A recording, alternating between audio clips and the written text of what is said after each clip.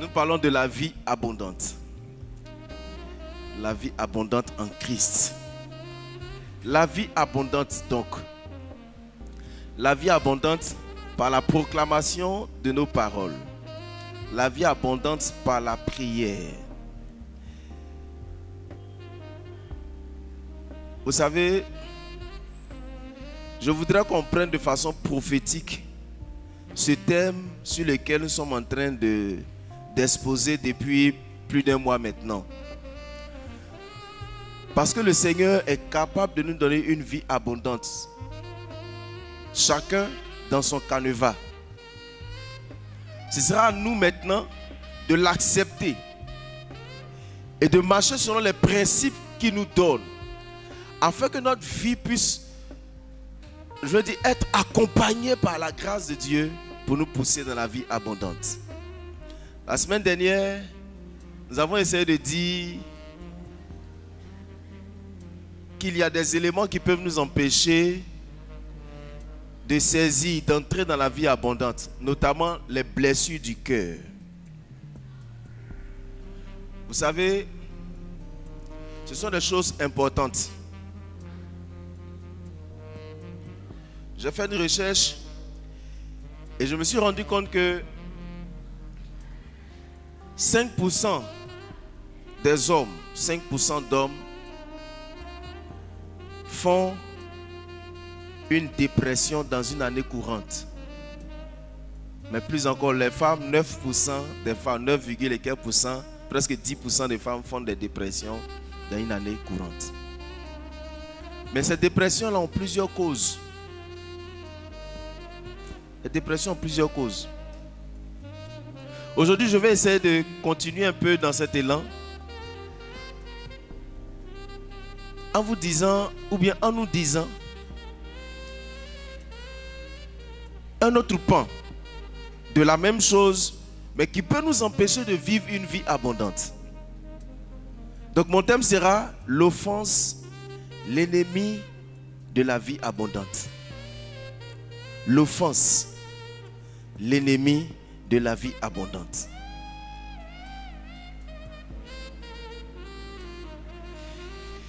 Il y a des choses qui peuvent nous empêcher d'entrer dans la vie abondante.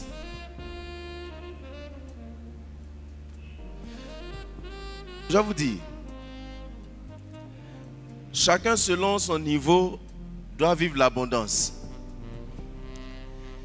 Si je suis un récipient de 1,5 litre, quand je suis rempli jusqu'au bord, jusqu'à dépasser, on dit je suis dans l'abondance. Si je suis un récipient de 33 millilitres, c'est ça? Quand on me remplit et que ça déborde, on dit je suis dans l'abondance. Donc l'abondance, on dira, c'est relatif.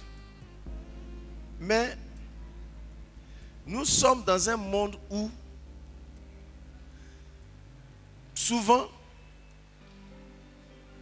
les êtres humains que nous sommes, nous nous empêchons d'entrer dans la grâce de Dieu. C'est pourquoi je veux, pour continuer, je veux rappeler Hébreux chapitre 12, verset 15. La première phrase. Que personne ne se prive de la grâce de Dieu. Que personne ne se prive. C'est une assertion implicite. Je ne dois pas me priver de la grâce de Dieu. Je ne dois pas me priver de la grâce de Dieu. Que personne ne se prive. C'est la même chose, c'est dans le même sens quand Paul disait à Timothée que personne ne méprise ta jeunesse. Que personne ne se prive de la grâce de Dieu. Quand on regarde ça, que personne ne se prive, ça veut dire que quelquefois, tu peux être dans une atmosphère, une bonne atmosphère, dans laquelle d'autres personnes prospèrent. Mais toi-même, tu ne prospères pas. Regardez, je vais vous dire une chose. J'ai cherché des graines, je n'ai pas eu, mais je sais que vous allez comprendre. Vous savez, les graines de maïs. On peut avoir plusieurs graines de maïs, c'est pas ça? Et puis, au village, j'ai vu les gens sèment les graines à deux dans les trous qu'ils creusent. il peut avoir 2 graines de maïs, mais une graine avec la capacité de reproduction, et puis une graine à l'intérieur de laquelle la capacité de reproduction est morte. N'est-ce pas? On plante les 2 graines au même endroit. Il y a une graine qui va pousser, mais il y a une autre qui ne va pas pousser. Pourtant, ce sont des graines, mais qui ont tué en elles-mêmes la capacité de développement. Parce que ça ne va pas. Tu as la graine, tu as la forme. Et nous sommes nombreux comme ça. Quand on nous regarde, nous sommes beaux, bien maquillés, bien chics. Mais il y a certains d'entre nous, l'intérieur bouillonne de douleur, bouillonne de souffrance. C'est pourquoi regardez souvent quand on dit à quelqu'un, dis à ton frère, je t'aime de tout mon cœur. Lui-même il regarde dans son cœur. C'est que lui-même son amour pour lui-même n'est pas dedans. Donc il ne peut pas dire à quelqu'un, je t'aime de tout mon cœur dans lequel il n'y a même pas d'amour pour moi-même. Je ne sais pas si vous voyez de quoi je parle. Nous allons lire une histoire. Et nous allons faire une longue lecture. Et soyez indulgents. De toutes les façons, il y a certains d'entre nous qui ne lisent même pas la Bible durant la semaine. Donc ce sera une occasion pour nous de lire quelques versets pour comprendre l'histoire que je veux raconter et à travers laquelle je veux faire comprendre les leçons que nous devons voir aujourd'hui. 2 Samuel chapitre 13. 2 Samuel chapitre 13 à partir du verset 1 jusqu'au verset 29. Nous lirons jusqu'au verset 29.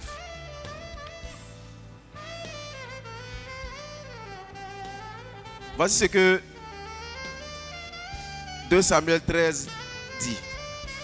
Après cela, voici ce qui arriva. Absalom, fils de David, avait une sœur qui était belle et qui s'appelait Tamar. Et Amnon, fils de David, l'aima. Amnon était tourmenté jusqu'à se rendre malade à cause de Tamar. À cause de Tamar, sa sœur, car elle était vierge. Et il paraissait difficile à Amnon de faire sur elle la moindre tentative. Amnon avait un ami nommé Jonadab, fils de Chiméa, frère de David. Et Jonadab était un homme très habile. Il lui dit, pourquoi deviens-tu ainsi chaque matin plus maigre, toi fils du roi? Ne veux-tu pas me le dire? Amnon lui dit, j'aime Tamar, j'aime Tamar, sœur d'Absalom, mon frère. Jonadab lui dit, mets-toi au lit et fais le malade. Quand ton père viendra te voir, tu lui diras, permets à Tamar, ma sœur, de venir pour me donner à manger, qu'elle prépare un mets sous mes yeux, afin que je le voie et que je le prenne de sa main. Voyez les amis bizarres. Hein? Ça dit qu'on dit il est habile, ça dit il est intelligent dans le mal. Quelqu'un peut donner une stratégie comme ça? Amnon se coucha et fit le malade. Lui aussi, il fait ce qu'on lui dit. Le roi vint le voir et Amnon dit au roi, je te prie que Tamar, ma soeur, vienne faire 2 gâteaux sous mes yeux et que je les mange de sa main. David envoya dire à Tamar dans l'intérieur des appartements, va dans la maison d'Amnon ton frère et prépare-lui un mets. Tamar alla dans la maison d'Amnon, son frère qui était couché. Elle prit de la pâte, la pétrit, prépara devant lui des gâteaux et les fit cuire. Prenant ensuite la poêle, elle les versa devant lui. Mais Amnon refusa de manger. Il dit, faites sortir tout le monde. Et tout le monde sortit de chez lui. Alors Amnon dit à Tamar, apporte le mets dans la chambre et que je le mange de ta main. Tamar prit les gâteaux qu'elle avait faits et les porta à Amnon son frère dans la chambre, comme elle les lui présentait à manger. Il la saisit et lui dit, viens, couche avec moi, ma soeur. Elle lui dit, non, mon frère, ne me déshonore pas, car on n'agit point ainsi en Israël. Ne commets pas cette infamie. Où irai-je, moi, avec ma honte? Et toi, tu serais comme l'un des infâmes en Israël. Maintenant, je te prie, parle au roi, et il ne s'opposera pas à ce que je sois à toi. Mais il ne voulut pas l'écouter. Il lui fit violence, la déshonora et coucha avec elle. Puis Amnon eut pour elle une forte aversion, plus forte que n'avait été son amour, et lui dit, lève-toi, va-t'en. Et elle lui dit, n'augmente pas en me chassant le mal que tu m'as déjà fait. Il ne voulut pas l'écouter, encore une fois. Et appela le garçon qui le servait et dit, qu'on éloigne de moi cette femme et qu'on la mette dehors. Et ferme la porte après elle. Vous voyez, c'est difficile, hein? Elle avait une tunique de plusieurs couleurs, car c'était le vêtement que portaient les filles du roi, aussi longtemps qu'elle était vierge. Le serviteur d'Amnon la mit dehors et ferma la porte après elle. Vous voyez ça? Vous voyez l'histoire qui se passe? Et puis maintenant,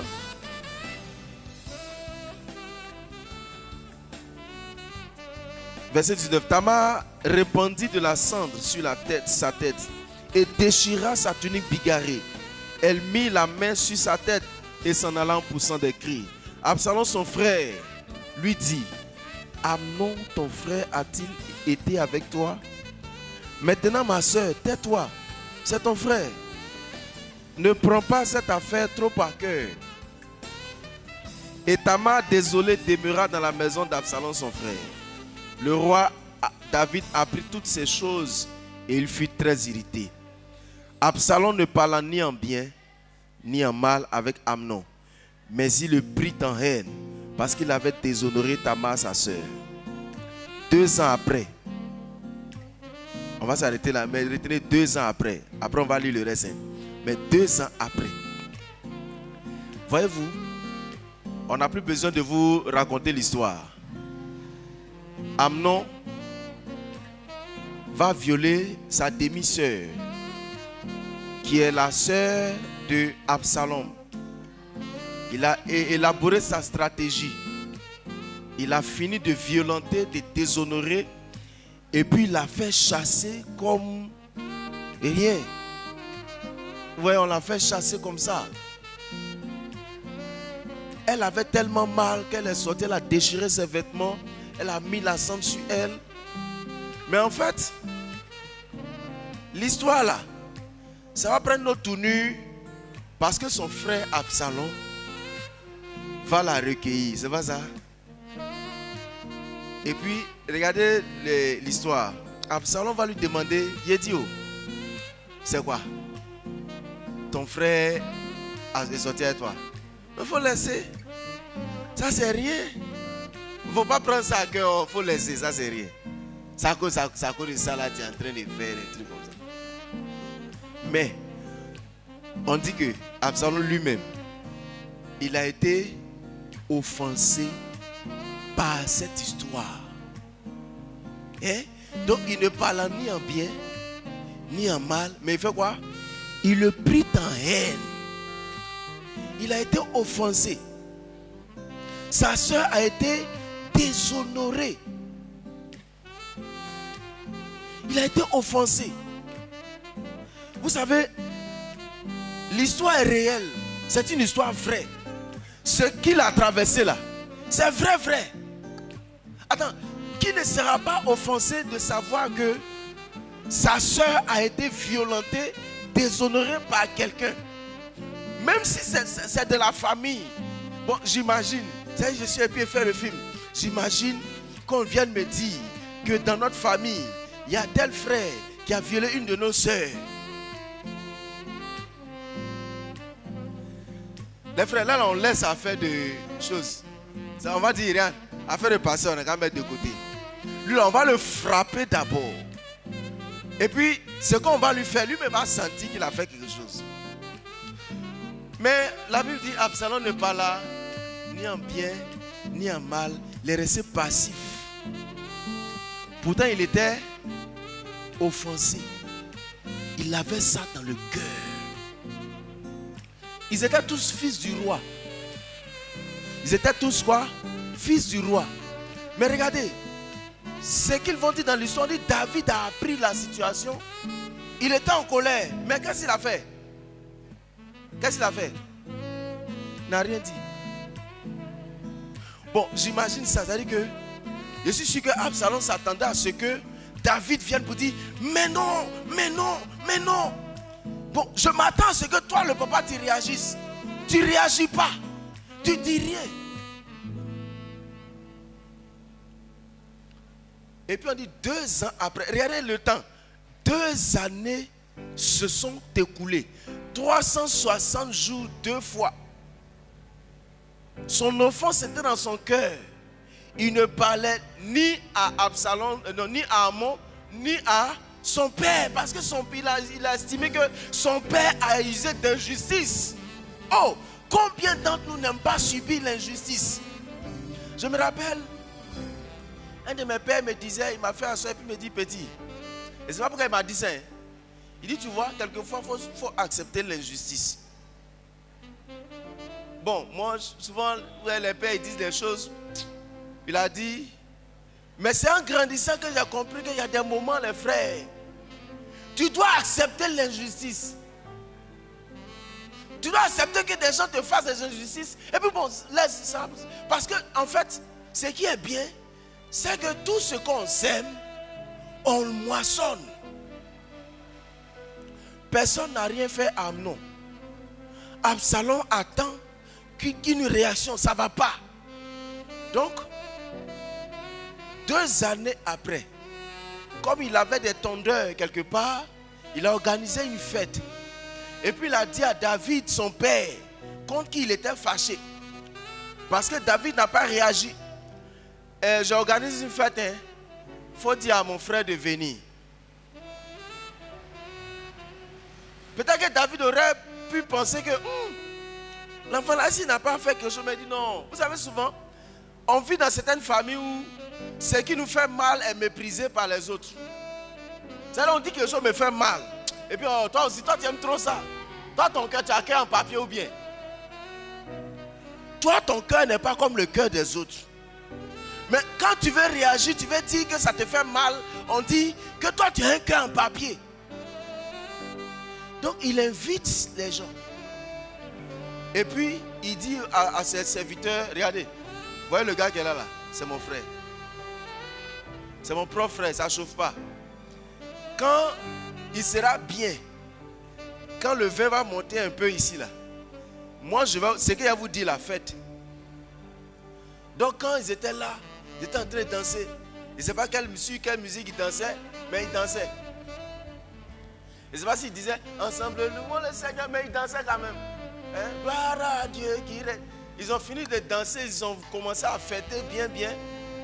Quand le top a été donné, il dit celui-là, tuez-le. N'ayez pas peur, c'est mon frère, c'est moi, il vous dit. Attendez, 2 années sont passées.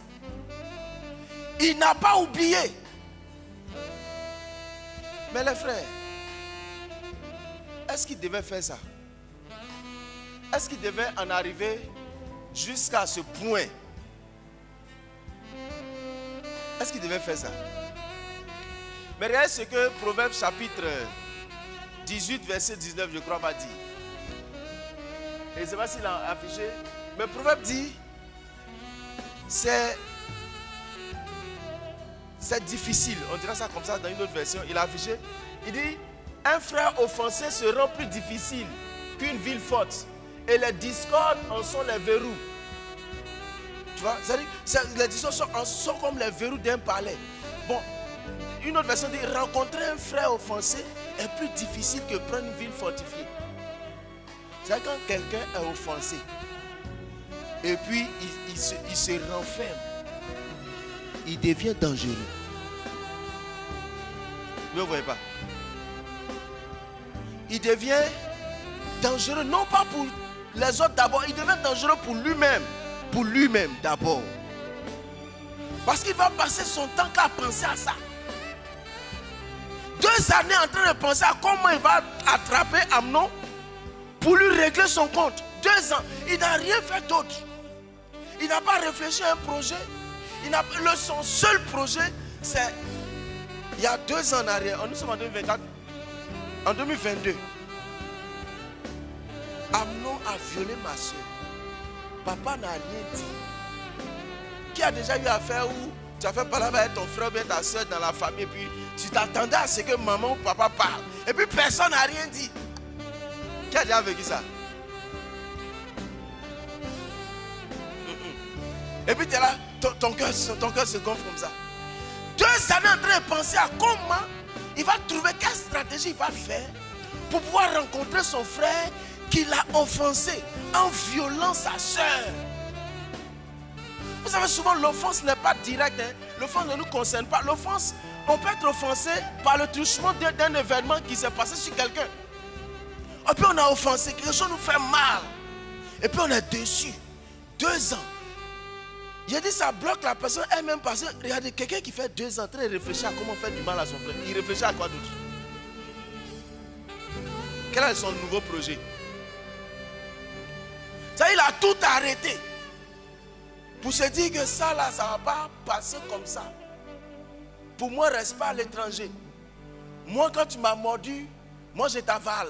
C'est toi qui m'as mordu, moi je vais t'avaler. Et puis quelqu'un, lui seul passe 1 jour, 2 jours, 360 jours en train de réfléchir comment il va rencontrer son frère pour lui régler son compte. Ça passe. 360 autres jours arrivent. Il réfléchit. Et puis enfin, il trouve la stratégie. Qui s'est déjà retrouvé dans ce genre de situation? Quand c'est comme ça, on ne dit pas. Mais vous ne voyez pas que ça bloque la vie? Ça détruit ta propre vie. De ne plus avoir à penser à autre chose que ça. C'est pourquoi, voyez-vous, Dieu ne peut pas donner des grâces à certaines personnes parce que eux, leur objectif souvent, même quand ils n'ont pas envie de s'exprimer, ils ont envie de réussir pour montrer à l'autre que ce que tu m'as fait, toi tu pensais quoi? Dieu ne te donnera pas de la réussite pour que tu maltraites quelqu'un, pour que tu montres à quelqu'un. C'est un coup quand Dieu dit à Gabriel, il faut le rendre riche, ses parents vont voir. Ils vont voir quoi? Et puis souvent ils ont la Seigneur, ils m'ont rejeté, fais que je réussisse, pour qu'ils sachent que tu es Dieu. En fait, c'est pas pour Dieu que tu veux glorifier. Non, tu veux en fait démontrer ta colère. C'est-à-dire leur montrer que eux t'ont méprisé, non? Eux t'ont négligé. Mais te voici maintenant. Voici le bim.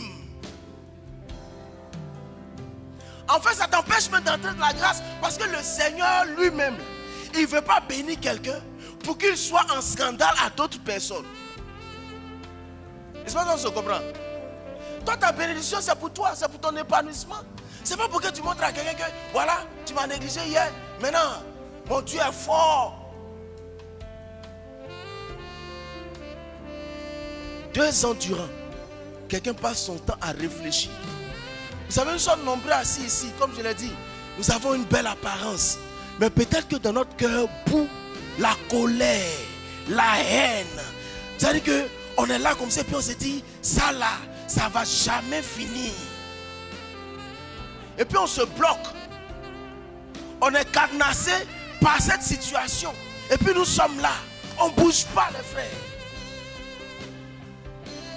Et puis on vient chanter, j'irai, j'irai, j'irai au paradis. Mais le paradis même de la terre, il faut profiter de ça d'abord. Parce que nous tous, on sait qu'on va aller au paradis où on est à la louange. Mais bon, le paradis de la terre, l'abondance de la terre, là, il faut manger un peu. Mais tu t'es bloqué. Et tu n'as plus les yeux ouverts sur ce que Dieu veut te montrer.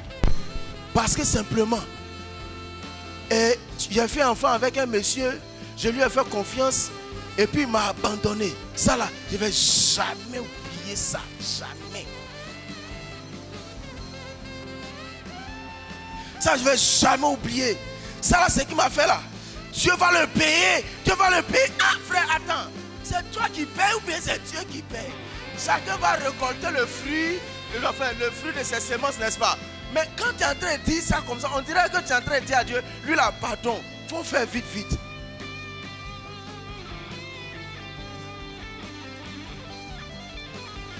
Mais ta vie va tourner autour de ça seulement. Ta vie va te rester là. Tu ne vas pas faire autre chose. Vous savez, souvent les prières même qu'on fait, souvent, on n'arrive pas à atteindre certaines choses parce que notre cœur est fermé. Je me rappelle, on a rencontré une soeur pour laquelle on était en train de prier. On priait, et puis il s'est trouvé que dans sa tête, elle pense que c'est sa maman qui fait que eux, ils ne réussissent pas. Parce qu'elle dit que dans sa famille, quand une personne meurt, sa maman devient plus riche.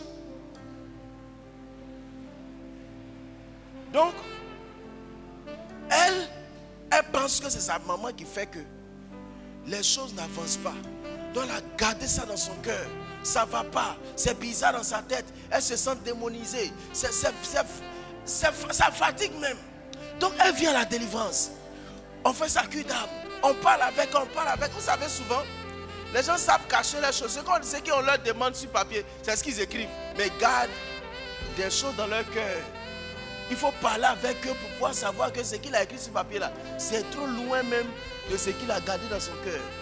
Tu parles avec la personne et puis la personne te fait ressortir ce qu'elle n'a pas écrit. Le jour où on devait prier pour elle, il suffisait simplement pour elle de dire je pardonne à ma maman. Pour que cette emprise diabolique quitte sa vie. Mais elle était déçue. Quand elle est arrivée, elle a dit je pardonne à ma maman, c'est fini. C'est comme s'il n'y avait pas de manifestation. Frère, la première personne que tu condamnes en gardant l'offense, c'est qui? C'est toi-même. On dit un frère offensé est difficile à rencontrer. Un frère offensé. Vous savez, l'hypocrisie prospère parce qu'on n'arrive pas à évacuer l'offense. Et vous dites avant de continuer, il y a des gens qui ne reconnaîtront jamais qu'ils vous ont fait du mal. Ou bien, ils ne reconnaîtront jamais qu'ils vous ont fait du mal. Donc, bon, quelqu'un qui ne reconnaît pas qu'il m'a fait du mal, de m'asseoir pour le regarder. Et puis si tu dis derrière lui, tu m'as fait du mal. Tu m'as fait du mal. Et puis lui-même, il ne reconnaît pas qu'il t'a fait du mal. Et puis toi, tu souffres de ça. Et non seulement ils ne reconnaissent pas, ils ne vont jamais te demander pardon. Tu vas te tuer. Hein? Imagine toi, tu as vécu dans une famille où, ça dit, quand la femme de ton papa est contente, elle te frappe. Quand elle n'est pas contente, elle te frappe. Ou bien même si elle ne t'a pas frappé, elle t'a maltraité psychologiquement. Parce que dis à quelqu'un, regarde, bon, il y a des expressions, je n'ai pas envie de trucs, mais on te dit des injures. À chaque jour, on te dit une injure qui fait que toi-même, quand tu te regardes, tu as l'impression que tu ressembles à l'injure qu'on t'a dite. Tu vas attendre que quelqu'un vienne te demander pardon? Non. La dernière fois, il disait, c'est comme ça que tu dois lâcher prise sur la situation. Lâche prise. Fais quoi? Dis à ton ami, lâche prise. Tu as trop attrapé, il faut le laisser tomber. Est-ce que vous voyez de quoi je parle? Lâche prise. Parce que l'offense va te détruire si tu es accroché à ça.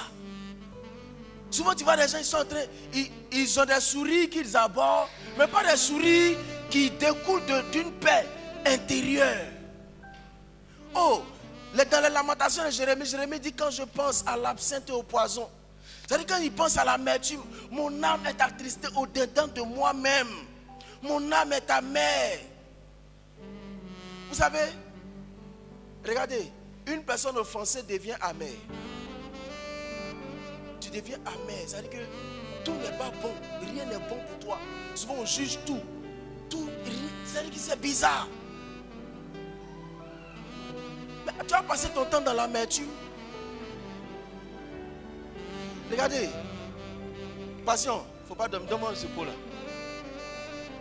Passion, mon bébé chocolat. Vous êtes une belle personne. Une personne agréable. Hein? Et puis, on a mis quelque chose dans ce contenant. On a mis quelque chose dedans. Et puis, c'est sale. Et quelqu'un te donne la possibilité d'enlever ça pour que tu sois utile. Tu dis non. Je vais garder. Imaginez-vous toutes les injures qu'on t'a dites. Et puis, ces injures-là, ça représente huile, morceaux de savon, graines, du blé, dans le même récipient. Hein?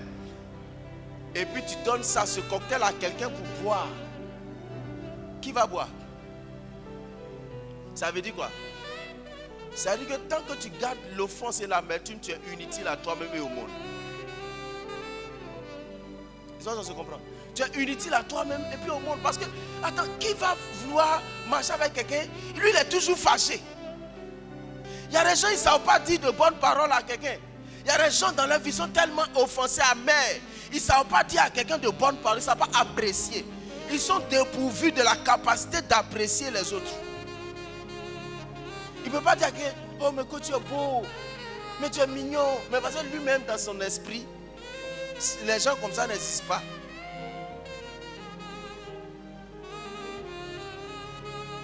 Et c'est pas ça qu'on se comprend. Des gens ont vécu dans des familles. Des familles en Afrique, il y a des familles recomposées. Et souvent, il y a eu des attitudes qui t'ont blessé profondément. Et jusqu'à aujourd'hui, tu as ça dans ton cœur. Il y a une dame qu'on a rencontrée encore. La dame là. Bon, je n'ai pas envie de dire son nom. Mais papa peut se souvenir. Elle était partie chez le pasteur Ebi. À un moment, elle était dans l'intercession. Non, elle a vécu des choses réelles. Des choses réelles. Elle était jeune. Quand sa belle-mère l'a jetée dans un puits. La femme de son papa l'a jetée dans le puits.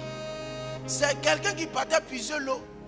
Et puis qui a vu que Dieu merci à un être humain dans le puits. Et puis on l'a enlevé. Elle n'est pas morte. Comme ça ne suffisait pas, quand elle avait 10 ans, elle a été violée par un des manœuvres de son papa. Et son papa n'a rien dit. Souvent tu subis des choses, puis les parents disent que c'est à cause de toi-même que tu as subi ça. Si tu étais resté tranquille là, est-ce que ça là, ça allait arriver? Et puis on banalise. Et puis on te laisse avec toi-même ton sort. Ce sont des choses réelles qu'elle a vécues. Elle vient, comme on dit, on célèbre les gens qui ont eu examen. Elle vient, elle célèbre son BPC. Papa, il y a eu BPC. Ah bon? Ok. C'est fini, ça c'est la célébration du père qui est là. Elle a eu le bac. Elle vient pendant qu'on crie, wow, wow, wow, wow, wow. Elle arrive à la maison. Papa, il y a eu le bac. Ah bon, tu as pu la voir? Ça dit, le père même, il n'est pas sûr que tu allais la voir. Donc il te dit, ah, non, ah, tu as pu la voir? Ok. Ça, la frère, c'est pas négligeable. Ça offense.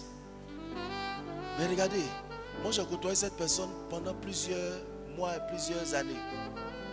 Mais c'est une personne assez difficile.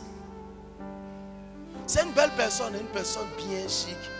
Mais c'est-à-dire, elle s'est fait une bulle d'amertume dans laquelle elle était.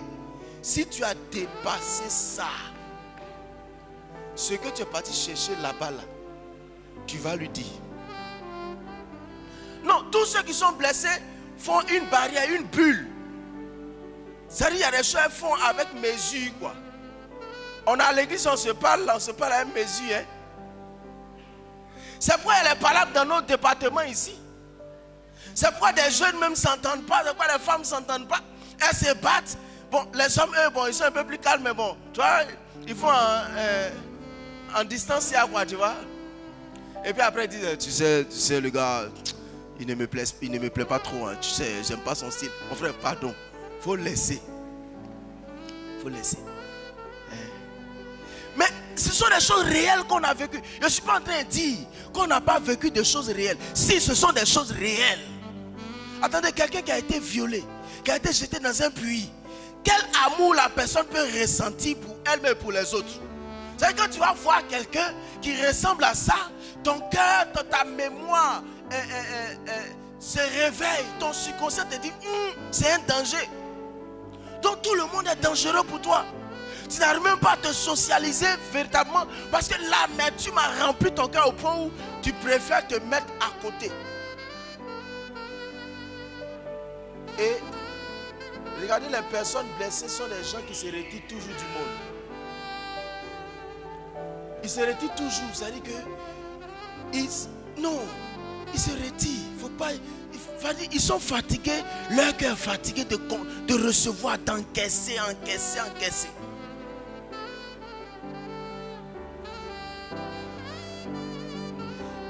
Mais les frères, quand tu te retires des gens, à qui est-ce que tu fais du mal d'abord? C'est toi-même. Parce que la Bible dit, le fer fait quoi? Aiguise le fer. Et l'homme grandit par la connexion, on dira ça comme ça, par le frottement avec les autres. L'autre est le miroir que tu regardes pour ajuster. Et mon collègue il est en train d'ajuster sa cravate. Et quand il me regarde, il regarde ma cravate. Bon, pour lui, il n'est pas encore bien placé, tu vois. Mais l'autre est mon miroir pour que j'ajuste les choses. Mais les gens blessés se disent qu'ils ont toujours raison. Donc ils font dans l'auto-justification. Enfin, je ne sais pas comment on dit, mais ils se disent j'ai raison. C'est toi qui as tort. Moi là, ma vie là. Moi là, on ne me fait pas ça. Moi là. C'est-à-dire qu'il s'est défini certaines attitudes à appliquer pour éviter d'être blessé davantage. Mais les frères, tu peux passer une vie sans être blessé par quelqu'un? Ça n'existe pas. La soeur dont je parle, à un moment donné, ne pouvait pas rester dans une atmosphère. Vous savez pourquoi? Parce que la blessure nous conduit dans les suspicions et les préjugés inutiles. Les suspicions, c'est-à-dire qu'on voit le mal partout et on préjuge le mal dans tout. J'espère qu'on se comprend. Ça, on se dit, ça là, s'il a fait ça comme ça, c'est que ce n'est jamais bon. C'est pourquoi une fois j'étais avec quelqu'un qui est venu me dire, lui il a fait un rêve. Et dans le rêve il a mangé. Il a mangé. Et puis il dit, c'est lui-même qui me dit, hein, est-ce que je suis pas un sorcier? Il dit, ah, bon, c'est toi seul qui a rêvé, c'est toi seul qui a mangé. Non mais pasteur, on dit quand tu rêves et tu manges là, c'est que tu es sorcier. Il dit, ah, moi je cherche à manger. Parce que toi au moins quand tu te réveilles, tu es rassasié. Moi j'ai fait. Mais attends, pourquoi est-ce qu'on va toujours, c'est-à-dire inviter le diable dans notre vie? Mais c'est parce qu'en fait, l'homme est plus susceptible, c'est-à-dire au mal. Il est plus attiré vers le mal que le bien. C'est pourquoi on est toujours 52 dimanches, on parle de la foi, on parle de la prière, on parle de relève-toi. Parce que l'homme, c'est pas facile. Quand on a fini de prêcher ici, on a fait 1h30 de prédication, de bombardement. Quand il finit, il a retenu que 5%. Quelquefois, il dit, mais le gars là, il est en train de dire qu'on a fini vite, on a quitté ici. Il y a longtemps, demain on travaille. Bon, quand il finit, on doit revenir lui reprêcher encore. Vous savez, un jour, un grand frère me disait, il y a un pasteur qui prêchait sur un thème. Pendant des mois, il prêche le même thème. Et puis, il y a un de ses fidèles qui dit, pasteur, tu n'as plus un autre message à prêcher là-bas. Le pasteur souriant lui dit, le message qu'il prêche là, tant que je ne vois pas que toi tu as changé, je vais te prêcher. Parce que à cause de toi il prêche, on n'a qu'à prêcher pour qui? Oui, donc ne dites pas que notre vie abondante là, on ne peut pas finir dedans. Notre vie abondante ça là, si papa dit on va aller en décembre, on est dedans. Parce qu'on te parle quand tu n'as pas bien comprendre. Il y a des gens qui finissent de leur parler, ils sortent là, ils commencent à faire palabre. Tu sais qui je suis? C'est toi qui paye mon PDCI. Mais regardez, quand tu te retires du monde, mais quand tu deviens assez susceptible, tout te fait mal. Tout est contre toi. Ce n'est pas aux gens que tu fais du mal d'abord, c'est toi-même. Parce que tu ne pourras plus bénéficier d'un miroir qui pourra te permettre d'ajuster. Et parce que tu te dis, je n'ai plus besoin de ça, je suis parfait. Ça n'existe pas la perfection. Mais en même temps, l'imperfection de l'autre nous permet d'ajuster nous notre imperfection. Je comprends. En fait, c'est ça. Regardez, on était en train de manger sur une table, ouais, et puis ils ont grillé le poulet là dur. Maman, ils ont grillé le poulet là dur.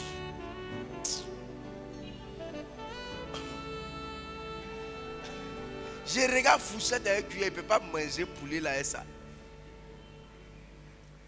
Je suis allé dans la cuisine, elle a eu ma main. Je suis venu m'asseoir. Je n'ai même pas regardé quelqu'un. On était chez le directeur de l'hôtel président, dans son domicile, derrière l'hôtel. Toi, tu es qui et puis tu as m'empêché de manger mon poulet. Et ça, là, ma mère, monsieur assis, a commencé à manger. Un coup, je vois une femme se lève, elle s'en va, elle lave la main, elle vient s'asseoir. Elle commence à manger, puis il entend, c'est maintenant que je mange. Je dis, ah, tu as vu? Il fallait un miroir pour te montrer que manger poulet comme ça, là, c'est pas un fourchette et un cuillère. Et ça, si vous voyez de quoi je parle. Souvent, quand on est blessé, on est offensé, l'autre est notre ennemi. Et surtout, quand personne n'est intervenu pour régler la situation. Quand personne ne t'a donné raison. Oh, moi j'avais raison, on ne m'a rien dit. Les gens, le monde est injuste. Quel est ce monde bizarre? Même à l'église, oui, ça s'est passé, le prophète n'a rien dit. Le prophète là, il aime les gens, il aime des gens. Donc il y a, dans l'église, il y a les uns. Ah, donc vous connaissez. Mais en fait, nous sommes tous des malades à l'église. C'est pourquoi on vient à l'église. Le monsieur là, il souffre. Regardez.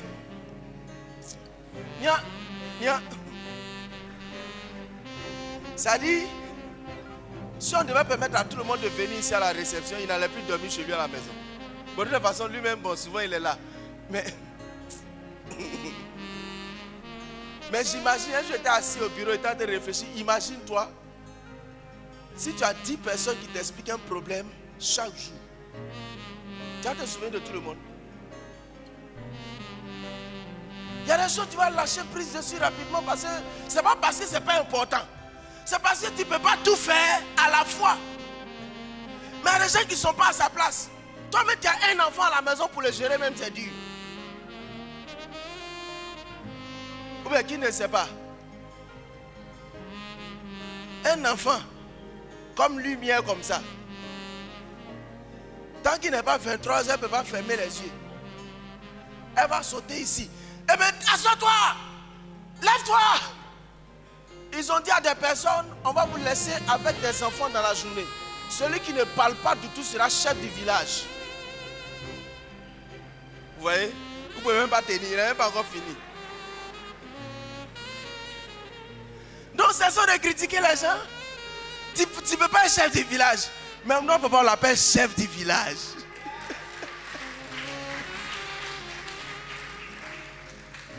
Et ça, si vous voyez, toi, tu ne peux pas être chef du village.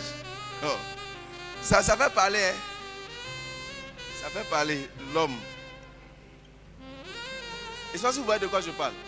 Si on veut arriver à la vie abondante, les choses comme ça, là, on doit laisser tomber. Ça dépend de toi, ça ne dépend pas de ceux qui t'ont blessé. Ça ne dépend pas de ceux qui t'ont insulté. Ça, c'est déjà passé. Tu étais enfant. Dans ton enfance, voici on m'a maltraité. Et puis les gens, ils transportent ça comme des trophées. Tu vois, comment il était petit là? Il a souffert. Et puis on n'a qu'à faire quoi en ce moment-là avec ça? Non, moi quand il était petit là, mon papa était injuste avec moi. Il donnait telle chose à tel. Mais on n'a qu'à faire ça avec quoi? Bon, on n'a qu'à faire quoi avec ça? Il y a un verset. C'est pas facile de parler français. Mes frères, tu es en train de te tuer. Parce que celui qui est blessé et qui est dans son coin n'apprend plus de nouvelles choses. Pourquoi? Parce que c'est quand je me frotte à l'autre que je grandis dans mes connaissances. Dans ma connaissance sociale. Dans ma connaissance de certaines choses. Mais tu es chez toi. Tu ne vas pas chez quelqu'un. Tu ne parles pas avec quelqu'un pour savoir comment vivre dans certaines vies. Parce que simplement tu as peur qu'on te choque. Vous savez, quand tu commences à apprendre quelque chose, on crie sur toi. Ou bien on ne crie pas. On crie sur toi. Mais quand... Merci. Merci beaucoup. On crie sur toi. Mais j'ai dit, oh, c'est parce qu'on a crié que ça ferme ton esprit. C'est pas parce qu'on a crié, mais les gens ils ont peur de ça. Faut plus, on va crier sur moi. Faut pas me faire ça. Faut pas... Tu es dans le groupe musical, on te parle. Non, on me parle pas. On me parle pas. Bon, on a qu'à faire quoi? Statut visé. Et puis il y a des gens qui veulent qu'on les prenne dans leurs blessures sans les amener à la guérison. On a qu'à les prendre comme ça. Regarde, moi c'est comme ça je suis. Hein. Ils viennent à l'église, quand il faut t'asseoir à gauche, il dit aujourd'hui je m'assois à droite. Quand je quittais chez moi, j'ai dit m'asseoir à droite. Toi, tu ne peux pas me dire de m'asseoir à gauche. Donc lui, il va venir s'asseoir à droite. Pourtant, quand tu vas aller chez lui, mes lunettes. Quand tu vas aller chez lui, ce sont les gens qui font comme s'ils sont vraiment, tu vois, non? Eux, ils sont droits. Et ici, chez moi, on ne fait pas ça. Fais pas comme ça. Si c'est chez toi, on ne fait pas comme ça, c'est dans la maison de Dieu, tu veux te comporter comme tu veux. Parce que toi, tu es ce que tu es. Mais tu ne peux pas progresser. Parce qu'il y a des opportunités que tu vas perdre. Il y a des gens que tu ne vas pas rencontrer. Il y a des gens qui ne viendront pas vers toi. Parce que ton cœur est blessé. Toi-même, tu t'es enfermé dans une bulle. Dieu sait vers... C'est-à-dire, il sait vers qui envoyer qui. C'est pas qu'on se comprend. Si toi, tu penses que dans ta vie, là, tu es tellement blessé. Tu es là, tu es content dans ce que tu es. Reste là-bas. Reste là-bas.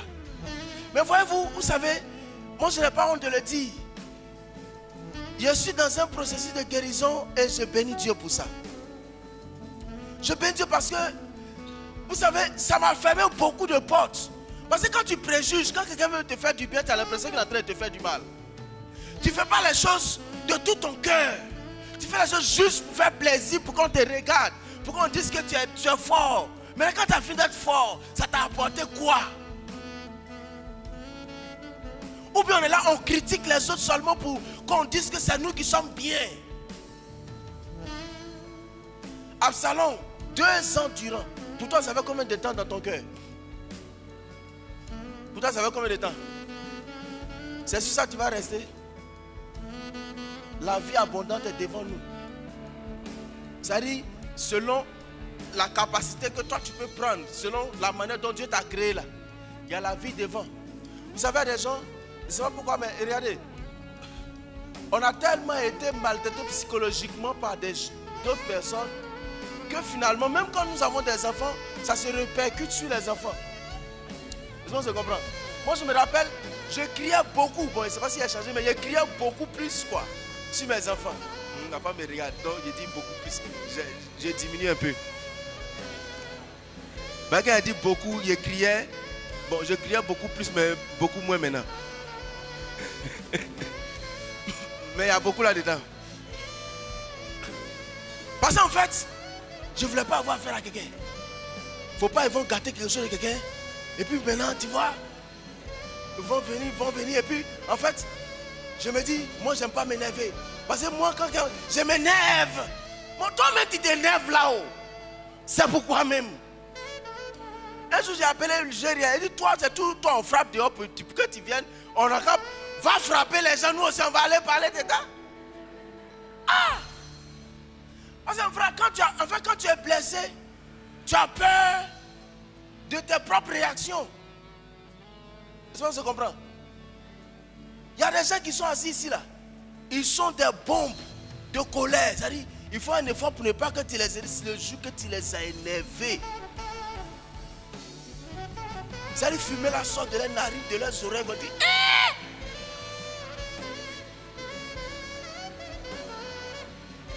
mais, mon frère, il a dit à Petit là, va frapper les gens. Nous aussi, on va demander pardon. C'est toujours nous, on vient. Et puis, bon, tu vois. Quand c'est au moins, tu vois, c'est dans la relation. Oui, parce qu'il faut créer une bonne relation entre les gens. Mais quand tu as peur, moi j'aime pas la honte, hein. J'aime pas la honte, hein. Donc j'aime pas ça. Moi j'aime pas qu'on parle sur moi, donc je n'aime pas. Mon frère, il y a des moments où tu dois faire pour qu'on parle sur toi. Comment on se comprend? Quand tu as fini de faire pour qu'on parle sur toi, tu te rends compte qu'il y a des choses qu'on ne doit pas faire, mais ou bien on doit faire ça comme ça. Mais si toi, on ne parle jamais sur toi, on ne va pas parler sur qui?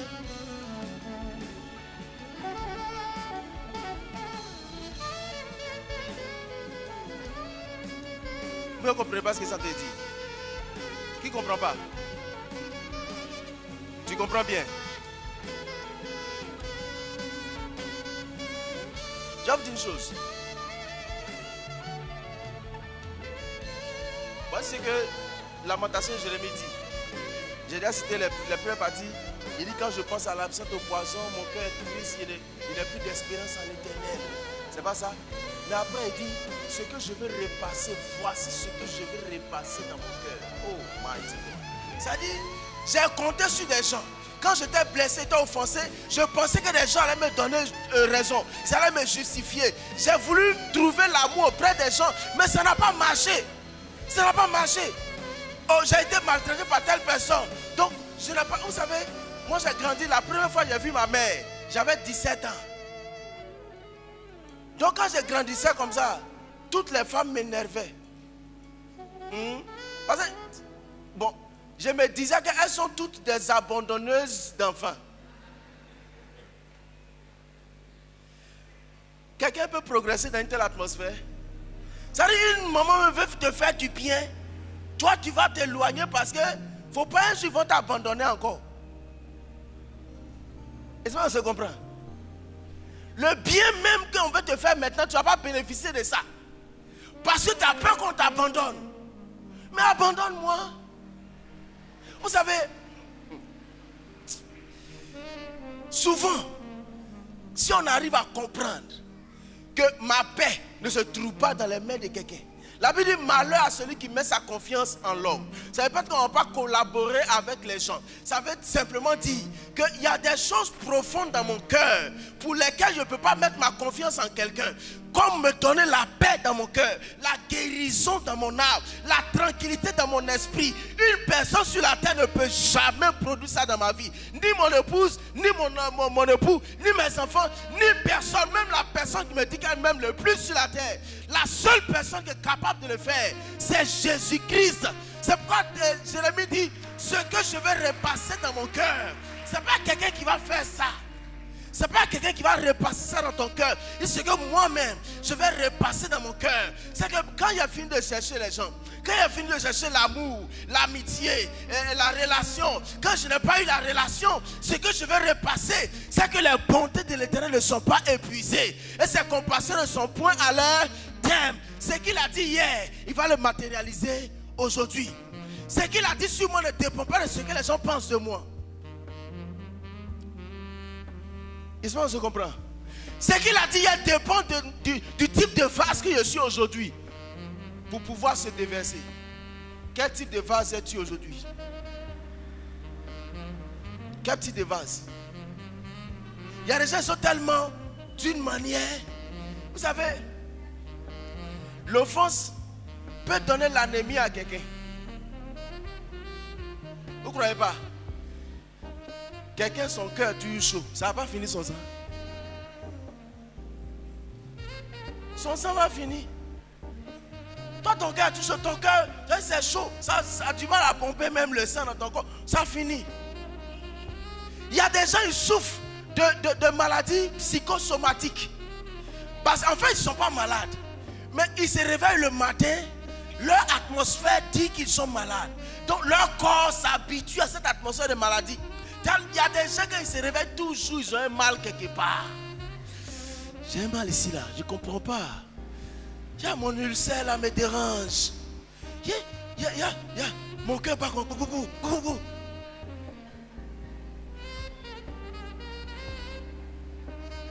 Qui est prêt? J'ai fini sur ça. Qui est prêt à lâcher prise sur la situation qui le fatigue depuis des années? Lâche prise. Parce que je reviens toujours à ce que j'ai dit dimanche. La porte d'ouverture pour entrer dans la vie abondante, c'est le pardon. Se pardonner à soi-même. Mon mari m'a fait quelque chose, il ne reconnaît pas qu'il m'a fait du mal. Ma femme m'a fait, elle ne reconnaît pas qu'elle m'a fait du mal. Ce n'est pas grave. Mais moi-même, je me pardonne. Et puis je pardonne, je lâche prise. Il n'a qu'à faire, c'est pour lui. Chacun paiera les conséquences de ses choix et de ses actions. Donc, je me pardonne à moi-même.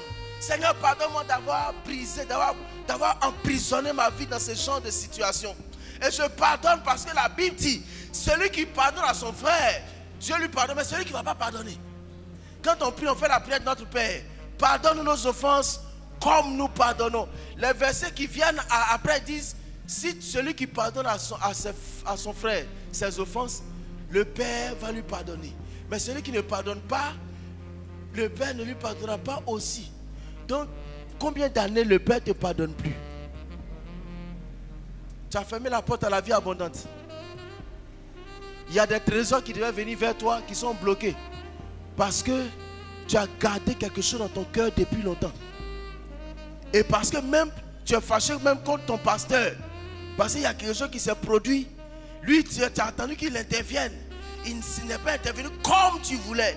Donc dans leur église même, moi-même je ne comprends pas même. Ça c'est l'injustice. Toi toujours qui subis l'injustice. Il y a des moments où il faut subir l'injustice et puis il faut se taire. Puis il faut avancer. Lâche prise. Lâche prise. Il y a des gens, moi je ne sais pas pourquoi les chrétiens ont du mal à sourire. Mais je comprends aujourd'hui. Parce que moi-même, il y a une soeur qui m'a vu une fois, souriant. Et puis elle a demandé à mon ami qui était là, je ne sais pas si c'était Paul Joël. Et puis elle lui demande, c'est après il m'a dit que le gars là, il a eu quoi aujourd'hui? Il sourit. Parce que depuis qu'elle me connaît, mon visage est froissé comme pour qui cherche cheveux afro. À cause de quoi? Non, la situation familiale. Non, mon papa même quand on ment sur moi, il dit rien. Moi, la femme de mon papa même me fait comme ça. Mes grands frères même me font comme ça. Moi-même, je suis abandonné. Et puis maintenant, il y a du mal. Ma maman, ça dit, ma maman est dans mon cœur. La femme là, le que je la rencontre. Mais mon visage était comme ça. Tu ne peux pas, narine là même. Mais le jour où le Seigneur a commencé à me faire comprendre que je suis en train de m'emprisonner. Je suis en train de m'emprisonner dans des choses qui m'empêchent de voir plus loin. Des choses ont commencé à se faire. Et je vous exhorte les frères à lâcher prise. Pardonnons réellement, laissons tomber. Et regarde dans ton cœur, il n'est pas de lever la main. Si quelqu'un t'a fait quelque chose et puis tu n'as pas encore laissé tomber dans ta famille, pas, mais dans une des relations, dis à Dieu, Seigneur, aujourd'hui là, je veux lâcher prise. Sinon tu vas devenir asthmatique. Hein? Toi, tu ne vas pas bien pouvoir respirer. Lève-toi et tiens-toi sur tes pieds.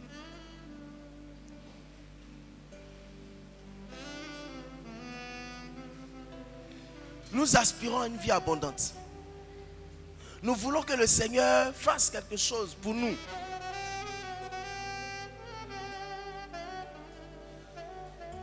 Le Seigneur qui nous a aimés malgré nos fautes. Malgré tout ce qu'on a fait au Seigneur. Tout ce que nous faisons toujours. Nous venons devant le Seigneur pour dire, Seigneur, pardonne-moi. Laisse tomber ça et puis fais-moi avancer. Et puis on est toujours là. Seigneur, ça là, je ne peux pas laisser. Je ne peux pas laisser. Je ne peux pas laisser. Je ne sais pas, il y a une pensée qui vient dans mon esprit. Vous voyez, souvent, est-ce que vous savez qu'il y a des enfants, peut-être que j'en aurai le temps de parler de ça, mais il y a des enfants qui ne croient pas. C'est-à-dire, ils se sentent tellement brisés qu'ils ne croient plus en leur père.